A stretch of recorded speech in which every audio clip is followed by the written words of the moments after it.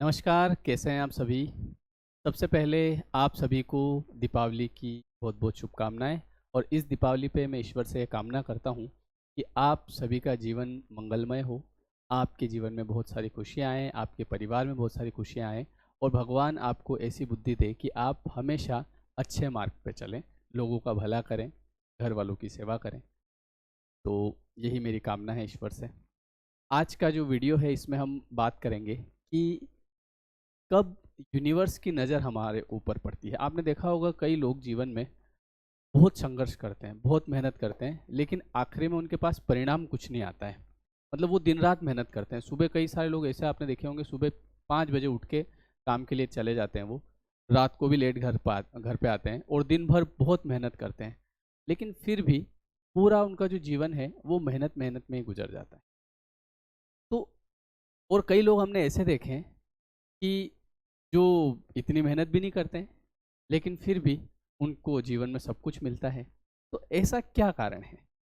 तो ऐसा कारण ये है कि जब यूनिवर्स की नज़र आपके ऊपर पड़ती है, जब यूनिवर्स की नज़र आपके ऊपर पड़ती है, तो उसके बाद आपके जीवन में चमत्कार शुरू होने लगते हैं और जो चीज़ आप चाहते हैं, वो सारी चीज़ें आपको मिलने लगती हैं।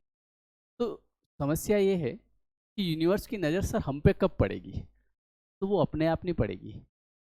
वो आपको कुछ ऐसा करना पड़ेगा कि जिससे आप भी उस कैटेगरी में आ जाओ कि आपको मेहनत कम करनी पड़े और आपके सब काम बनने लगे। अब आप बोलोगे सर ऐसा होता तो फिर लोग मेहनत क्यों करते हैं? आप देखिए ना, लोग मेहनत कहाँ करते हैं?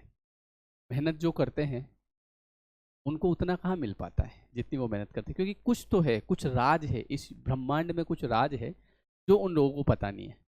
और अगर ये राज जिसको पता लग जाए तो उसका जीवन आराम से निकलेगा और जो वो चाहेगा उसे मिलेगा। तो वो कैसे होगा? तो वो आज राज मैं आपको बताने वाला हूँ, वो रहस्य आपको बताने वाला हूँ। तो देखिए क्या होता है कि प्रकृति का एक नियम है कि आप सबसे पहले तो लॉयल रहिए, ईमानदार रहिए। आप जो आज के इस वीडियो में बता रहा हूँ, इसको आप 21 दिन तक करके देख लीजिए, 21 डेज़। अगर 22वें दिन आपको नहीं लगे या आपको कुछ ऐसा एक अलग सा, मतलब आपके जीवन में अगर कोई चमत्कार नहीं हो, आपको एक यूनिक सा नहीं लगे, तो भले वीडियो देखना बंद कर दें। पर 21 दिन तक तो आपको ये चीज़ करनी पड़ेगी, है ना? अब क्या करना पड़ेगा वो देखिए। सबसे पहली चीज़, आप ईमानदार रहिए किसी भी चीज़ के प्रति। कैसे ईमानदार रहिए?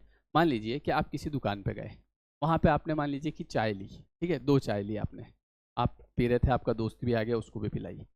आप दुकानदार के, हाँ भैया कितने पैसे हुए? बोले भैया 5 रुपए चाय के। अब उसने एक चाय के पैसे गिने। तो कई बार मैंने कई लोगों को ऐसा देखा कि जो लेते 4 चाय हैं, लेकिन कोशिश करते हैं कि 3 बताते हैं। ऐसा देखा मैंने कई लोग, अच्छे-अच्छे लोगों को देखा मतलब। तो आप कोशिश करिए कि हाँ भैया आपने हमने 2 चाय लिए, ये 10 रुपए लीजिए। ये पहली ईमानदारी। वहाँ पे वो भूल चुका है, उसे नहीं पता है कि एक और चाय थी, लेकिन आपको उस चीज़ को याद दिलाना है। देखिए कुछ नहीं, एक छोटी-सी स्टेप है। इसमें ऐसा नहीं है कि आप गरीब हो जाओगे, है ना? और ना ही वो गरीब हो जाएगा। गरीब कोई नहीं होगा, मतलब ऐसा नहीं कि आप अमीर हो जाओगे 5 रुपए बचा के या फिर वो गरीब हो जाएगा। लेकिन आपकी जो छोटी-सी स्टेप आपने करी, आपसे आप इससे आपके मन को बड़ा अच्छा लगेगा। आपको लगेगा वाह! फीलिंग नाइस, है ना? अब आप लोग कहते होंगे कि सर ये चीज़ें तो हम करते हैं, तो ये तो बहुत अच्छी बात है। दूसरी चीज़, आप सबसे पहली शुरुआत अपने परिवार से करिए। परिवार में जो लोग हैं आपके, आपके मम्मी-पापा होंगे, है ना? पत्नी, बच्चे, पति, जो भी हैं, उनसे आप प्रेम से बात करना शुरू, बड़े अच्छे से। ये समझ लीजिए कि सब कुछ समर्पण, मुझे कुछ नहीं चाहिए, है ना? जैसे कई बार ऐसा होता है ना कि यार मुझे ये चाहिए, आपने ये लाके नहीं दिया, मुझे वो चाहिए, आपने वो लाके नहीं दिया, तो इस वजह से कई बार लड़ाइयाँ हो जाती है, या इसने वो नहीं करा, उसने ये नहीं करा। तो आप 21 दिन तक ये कोशिश करिए कि यार मुझे कुछ नहीं चाहिए, क्योंकि मुझे चाहिए जीवन में खुशी, और खुशी का फ़ॉर्मूला ये है कि मुझे समर्पण करना पड़ेगा। मतलब कुछ नहीं चाहिए, सब बढ़िया। तो आप अपने परिवार में जितने भी लोग हैं, उनसे आप अच्छे से बात करना शुरू करिए। दूसरी चीज़ ये, आप देखिएगा चमत्कार निश्चित होंगे आपके जीवन। तीसरी चीज़, इसी से, हाँ, दूसरी चीज़ आपको समझ में आ गई। घर परिवार में जैसे आपके पति हैं, मान लो महिलाएँ इस वीडियो को देख रही है, तो या जो भी आपके पिताजी है, आपकी माताजी है, जो भी है, सबके परिवार में अपने-अपने हिसाब से होते हैं। तो उनसे आप अच्छे से बात करिए, प्रेम से बात करिए।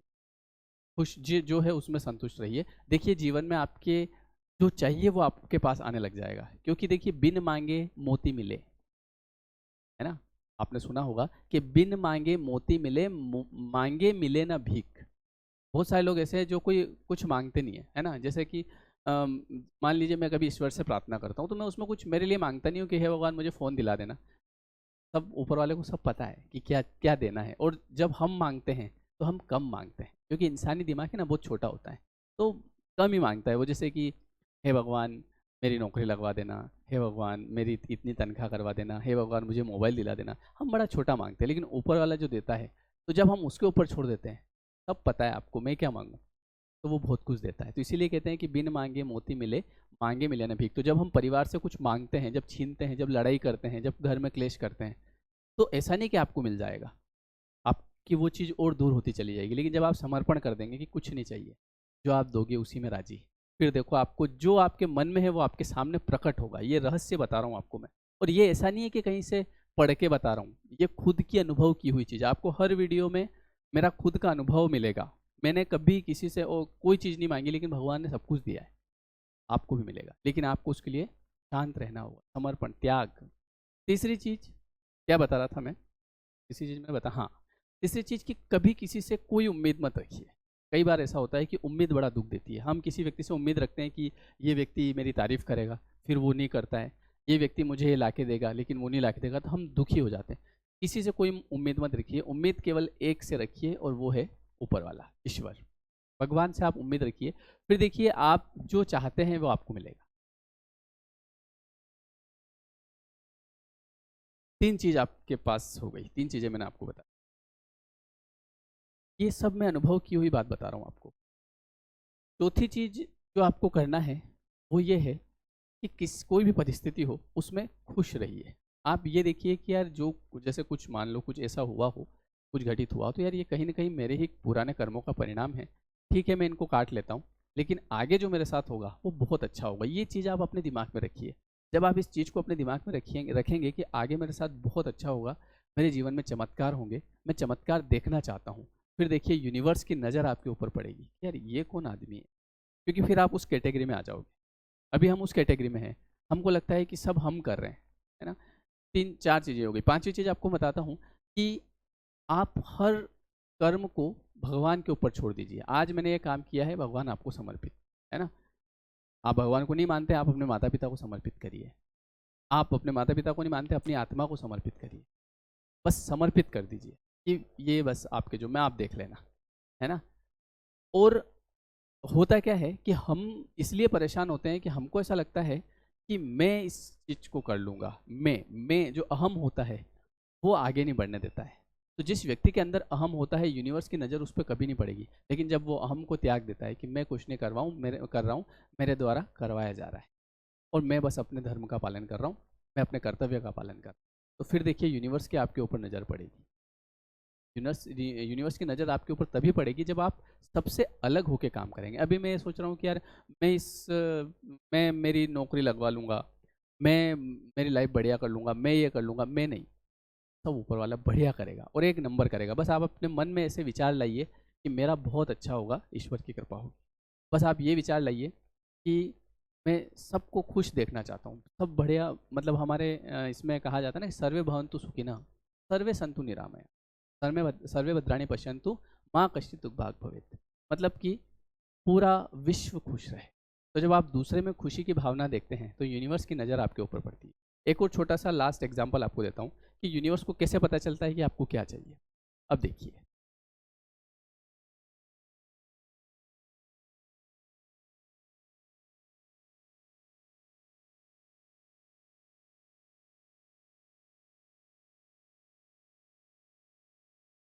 हेलो, यूनिवर्स को कैसे पता चलता है कि आपको क्या चाहिए? आपके पड़ोस में एक कार आई, नई कार। अब जब नई कार आई तो आप अब दो प्रकार के व्यक्ति होंगे। एक वो होगा जो जिसके मन में हीन भावना आएगी, उसको जलन,